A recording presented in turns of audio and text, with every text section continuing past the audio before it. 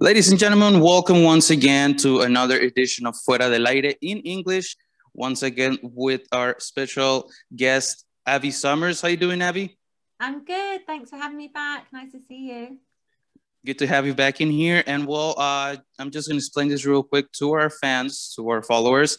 Um, there will be upcoming editions in English, and we're only going to talk about Spurs. If you don't go for the team, if you don't like the team, there you go. We're just going to talk about Spurs. We're going to talk about what we know and the team that we follow. So I really hope that you like it. If not, then I'm really sorry. Well, Abbi, let's just let's start off with last week's games. We beat Wolfsberger 4-0 in the Europa League, and we beat Burnley 4-0 again. So 8 goals in favor. We did not concede. What do you see from this team now? Do you think that there's like a huge turnaround coming up, or did you just think that the teams that just, or maybe that the rivals maybe just not compete against Spurs? What do you think, Abbi? I think there's positives that we can take. I think that it's been a tough few months for Tottenham since Christmas time. Keeping that clean sheet in both games was really, really important, especially against Burnley, especially in the Premier League, where they need to try and find some form and regain some form in the league. Thursday was different. The game was already won, essentially. We'd already done the job in Wolfsberger, but to come back and then obviously score another 4 goals at home, not conceding, was very, very important, regardless of Wolfsberger being the lowest ranked side. And in terms of confidence, it was really important for players like Gareth Bale, for players like Dele Alli, who over the course of, 2 or 3 games have shown that they are still important to this Tottenham side when, we haven't seen the best of them. We've hardly seen them feature, for majority of the season so far. So as we get into the business end of the season, where games are coming all the time, injuries, this is where you pick up injuries. This is where, not that we're challenging for the title, but this is where runs are put together so you can finish the league strong. This is where you need a full squad and you need everyone involved. And to see the likes of Gareth Bale finally hit a bit of form, recover the Gareth Bale of old, a glimmer of that, after a lot of people have given up on him. I think we're delighted as Spurs fans to be seeing that, and also seeing Dele Alli eventually come back into the side. We all want to see that front line of Bale, Kane, Son and Dele behind. I think that is Tottenham's best attacking force, and not so much of an emphasis on defence, because we've seen it clearly doesn't work. So utilise what you've got, regardless of whether or not Jose Mourinho likes the style of going all out attack, but just utilise what you've got. Tottenham are very lucky that they've got really good attacking players. And if they're going to do anything this season, whether it be, win a cup, win the Carabao Cup or the Europa League, or, finish in the top 4 spots, that is what's going to get them there, not them sitting back, allowing teams to come and take the game to them. Tottenham have to do it the other way around and take the game to them instead. Exactly. Yeah. I mean, the team does look much better when they attack, when they propose, from the beginning of the game, rather than just sitting back, like you said. And just another topic, probably to talk about, it's the confidence back in the players. These 2 games give them the confidence.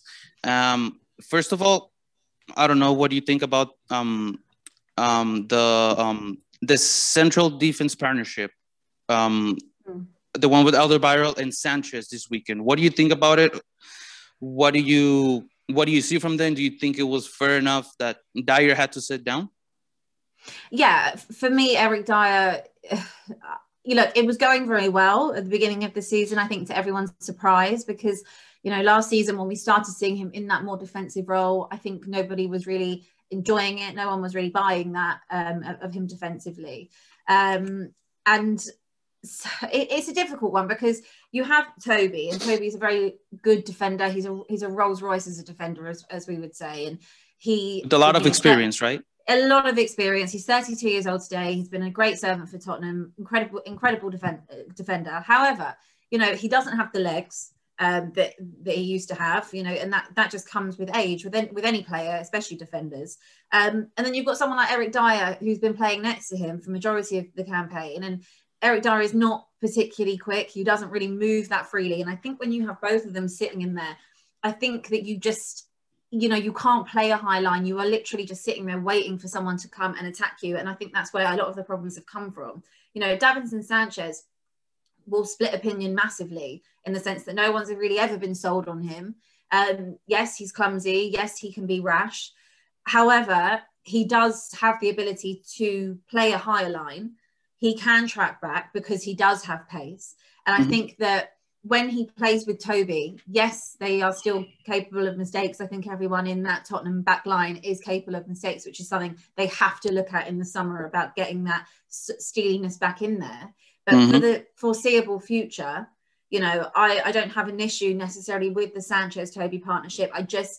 I don't like to see a lot of, I don't want to keep seeing the changes at the back. I don't think it helps anyone when there's no cohesion between your left back, your right back, and the people in the middle. I think it needs to be two players always there all the time. Whether or not Toby can play 2-3 games a week is a different question. However, I think that it should probably be Toby. It probably should be Sanchez. It should be Reguilon. It should be Aurier.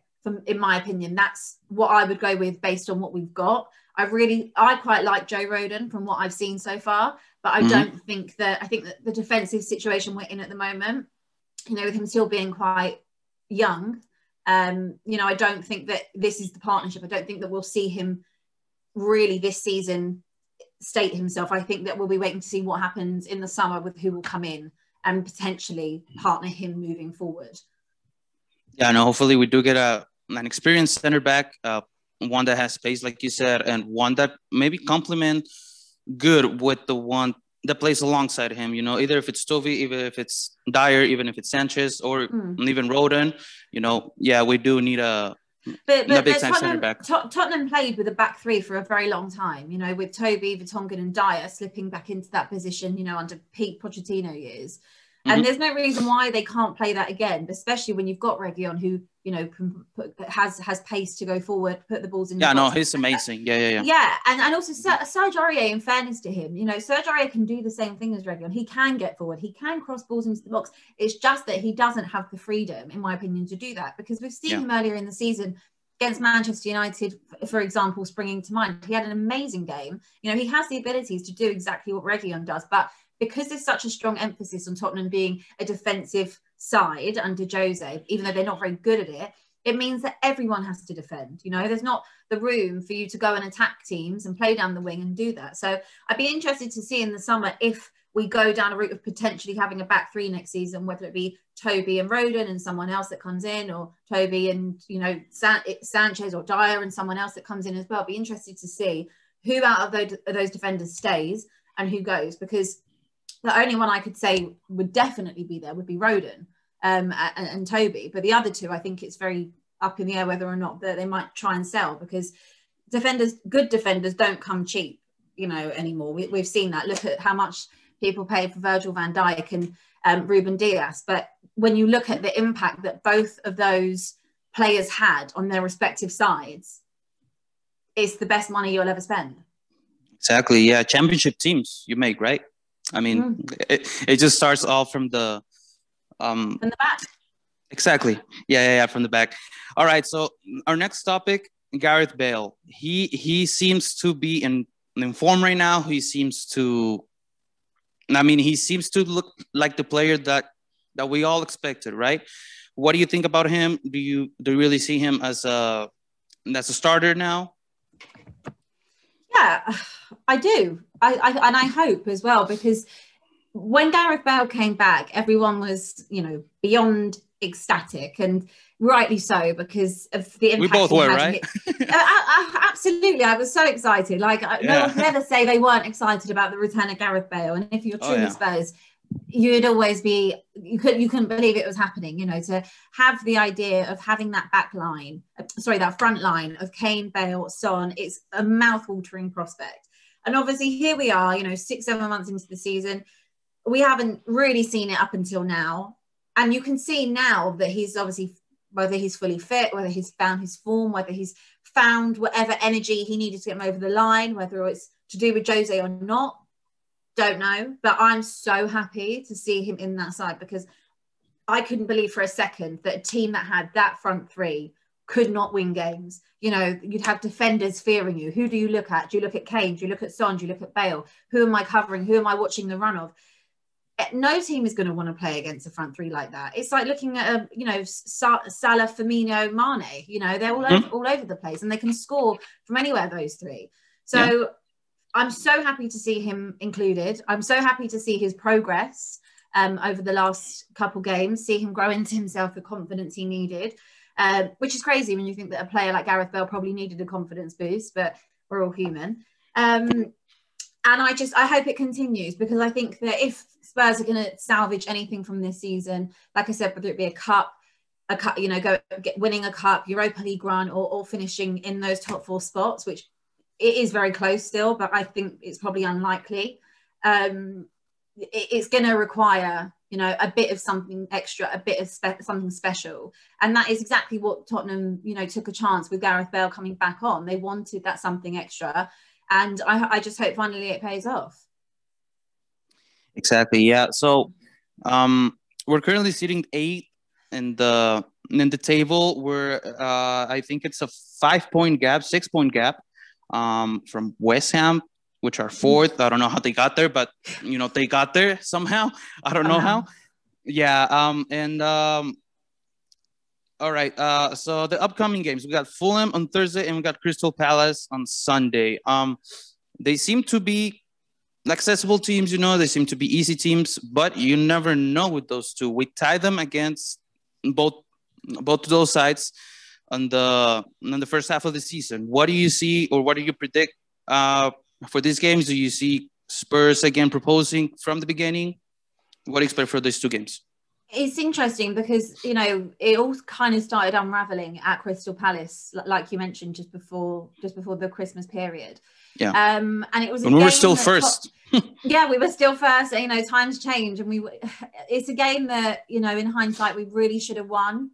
And I think that, and I guess same with Fulham, and it's no disrespect, because, that's what makes the Premier League so great and so interesting, that every team can beat everyone. And that's what makes it the best league in the world for competitiveness, but a team like Tottenham, when you're sitting at the time top of the league, you should have won both of those games. So for me, it's a time that Tottenham have to redeem themselves.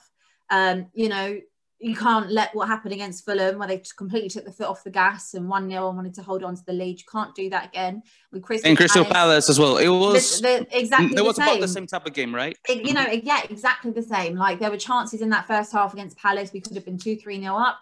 And, we all know what happened in the ending. You have to kill teams off. You have to play attacking football, and you have to win the game. And, Tottenham can't suffer any more losses. Tottenham can't suffer any more draws. This turning point against Burnley and last week, it has to be the point where you push on and you say, okay, we're going to salvage whatever's best of the season. It's 6 points between 4th and where we are now in 8th. There's a lot of teams, there's a lot of games, and teams will fall off. I don't believe West Ham will still be there come the end of the season. Hope Leicester as well. We saw how they were against Arsenal. They've got loads of injuries. Same with Liverpool. The only thing that I think with Liverpool, they do have quality, and obviously whether or not Van Dijk, comes back sooner rather than later, I still think they'll finish in the top 4. But there isn't really, apart from Manchester City, there is no real runaway. Like, you can get yourself into a bad run of form and drop out. Look how far we fell from top of the league. So I think that it's really important, these 2 games, to build on what we had against Burnley and to make that confidence, because there's only 1 win in the league, and that is where we have to progress, because I don't think we're in a position where at the minute we can put all of our hopes and all of the eggs into the Europa League basket and think we're going to win that outright. I think let's get past this round. Let's see who we draw next round and go from there. But the league is still very important. And while it is so close, a matter of 6 points, and Tottenham have the game in hand, it's catchable to be in contention with those top 4 places. Difficult, but in contention. It's difficult, but I think there's still a chance, to get there, to get at least top 4, like you said. Do you have any, probably any predictions for Thursday's and Sunday's game? Score predictions? I'm going to go 2-0 Thursday. Oh, sorry, is it Thursday? Yeah, I'll play Thursday. Yeah, Thursday against Fulham. 2-0 on Thursday against Fulham. I think Palace will be harder. But we're home. Yeah, I still think it'll be a tough game, but I think we'll get a 2 goals late. So I think it might be 3-1 against Palace. But I think that I think it will be pretty even until probably later on in the game when they tire a little bit. Sounds good. I'll go 2-0 against Fulham on Thursday, and I'll go 2-1 against Palace on Sunday. I think we're going to concede against them. Yeah, I think we will too. Yeah, exactly. All right, Abby, any other topics that you want to talk about? I don't know, probably about the draw that we got on for next week's Europa League, round of 16. I don't know if you want to talk about Dynamo Zagreb. I mean, it could have been a lot worse. For once, Tottenham got a slightly kind of draw again, which is, look, I say that, you know, like I said, against Wolfsberger as well. It's a kind of draw, but still, anything can happen, especially when you're Tottenham and you play sometimes the way Tottenham play. So you just never know. But it was good. It was a good outcome when it could have been far worse. I'm very happy that we managed to avoid an English team. I don't want Tottenham getting mixed up with English teams in competitions like this. It takes all the fun out of it, in my opinion. And again, it's, you know, we've got the home leg first. Obviously, that fixture changed because of Arsenal, which is fine. It doesn't particularly bother me. I think a few people have been upset about it, but I don't really know why. A game's a game.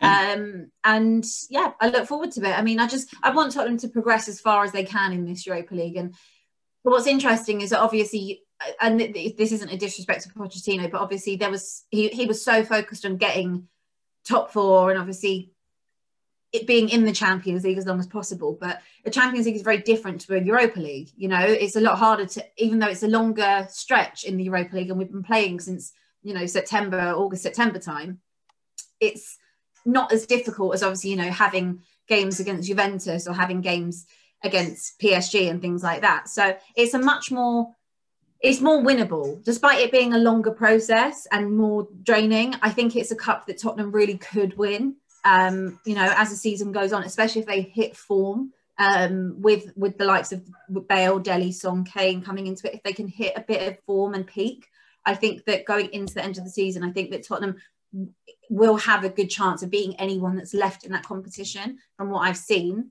And I hope I hope we win it. I mean, to win a European trophy, it might not be the Champions League, but it's still pretty good. It gives you a Champions League spot, which is right, which is pretty good. So yeah, definitely, you got to take advantage on that. All right, Abby. Well, we're gonna just wrap it up here. Social media again, so people can follow you. Yeah, social media at Abbi_Summers on my Twitter and at Abbi Summers on Instagram. Follow me for content and everything that's going on in my life this week, next week, and every week. Sounds good. All right. Just to remind you guys to follow us on our Facebook page. You can find us as Fuera del Aire. You can also find us in Instagram as at Fuera del Aire 1. And you can also follow us on our YouTube page where you can find this and other interviews. You can find us as Fuera del Aire. Abby, thank you so much. My pleasure. I will see you next week. We'll see you next week, and we'll see you guys all next week, or I mean, the following weeks for our English episodes about Spurs. All right, Abby, thank you so much. We'll see you next week. Bye-bye. Bye.